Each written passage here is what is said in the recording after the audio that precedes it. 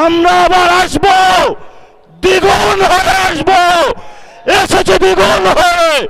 আমাদের ভাইয়ের হত্যার বিচার বুঝে নিতে হবে। আমাদের ভাই শহীদ উসমান হাদি আজকে আমাদের মধ্যে থাকতে পারতেন, সংসদ সদস্য হিসাবে ঢাকা ৮-এর। আমরা আল্লাহর কাছে শুকরিয়া জানাচ্ছি যে আল্লাহ তাআলা জনগণের সামনে যারা ভোট ডাকাত তাদেরকে উন্মোচন করতে আমরা সক্ষম হয়েছি বাংলাদেশে। ওরা শুধু ভোট চুরি করে নাই, ডাকাতি করেছে।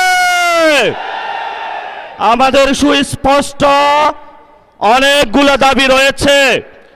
আজকে নির্বাচনের পরে 11 দলীয় যে ঐক্য রয়েছে, আমরা জনগণের সামনে উপস্থিত হয়েছি। আমরা প্রথমত বলতে চাই, পার্লামেন্টে যে ভোট ডাকাতরা গিয়েছে, জনগণের সামনে আমরা বিরোধী দল হিসাবে হাজির হয়েছি। আমরা রাজপথে থাকব, কড়ায় গন্ডায় ইঞ্চি ইঞ্চি করে জনগণের উপরে যারা ভোটের ইঞ্জিনিয়ারিং করেছে, ভোট ডাকাতি করেছে, নতুনভাবে জুলুম চাপিয়ে দেবার চেষ্টা করছে, আমরা তাদের কাছ থেকে বুঝে নেব ইনশাআল্লাহ। আমি সংক্ষিপ্ত কথা বলবো। আমাদের ভাই শহীদ উসমান হাদি আজকে আমাদের মধ্যে থাকতে পারতেন, সংসদ সদস্য হিসাবে ঢাকা ৮-এর। আল্লাহ ওনাকে শহীদ হিসাবে নিয়ে গিয়েছেন। আমরা বিচারের দাবিতে মাঠে গিয়েছি। আজকেই যেহেতু বিরোধী দলীয় যাত্রা হচ্ছে এই বায়তুল মোকাররম থেকে, আমি সরকারের কাছে আহ্বান জানাবো, দেশের কাছে আহ্বান জানাবো, প্রশাসনের কাছে আহ্বান জানাবো, আপনারা দ্রুত গতিতে শহীদ উসমান হাদি ভাইয়ের হত্যাকাণ্ডের বিচার যাতে হয় সেই উদ্যোগ নিন। আমাদেরকে এতদিন বলা হয়েছে বিচার এবং নির্বাচন মুখোমুখি দাঁড় করাবেন না। আমরা মরিয়া প্রমাণ করিলাম যে আমরা নির্বাচন বিরোধী নই। এখন সময় এসেছে শহীদ উসমান হাদি ভাইয়ের হত্যাকাণ্ডের বিচার করতে হবে। তৎকালীন সময়ে সংস্কারের নিয়ে বলা হয়েছিল, সংস্কার এবং নির্বাচন বিরোধী করার চেষ্টা চালানো হয়েছিল, ট্যাগ দেওয়া হয়েছিল ওরা নির্বাচন চায় না। আমরা তোমাদের চোখে আঙ্গুল দিয়ে দেখিয়েছি আমরাই বাংলাদেশে গণতন্ত্র চাই, তোমরা চাও ভোট ডাকাতি করতে। এখন সময় এসেছে, কোনো ৯-৬ চলবে না।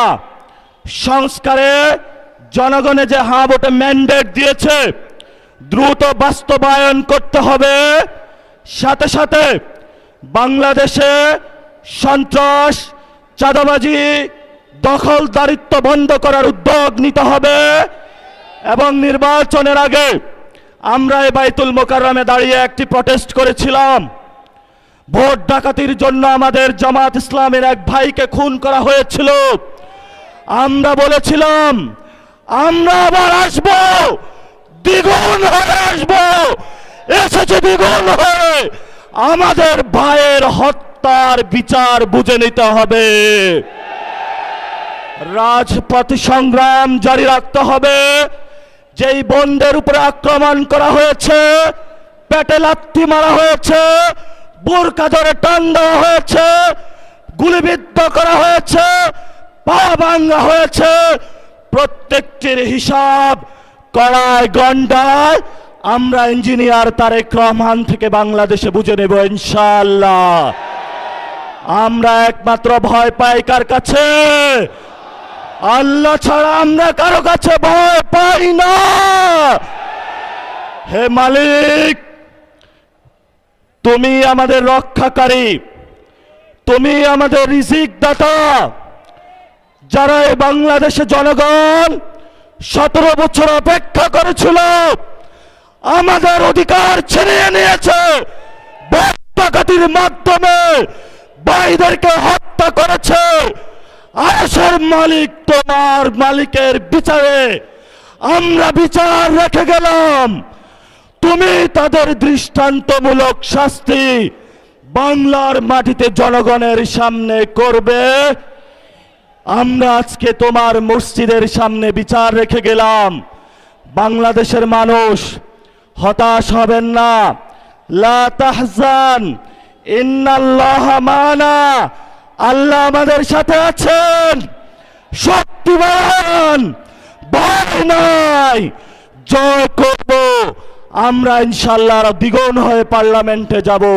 সবাইকে আসসালাম, সবাই দোয়া রাখবেন। আসসালামু আলাইকুম ওয়া রাহমাতুল্লাহি ওয়া বারাকাতুহু।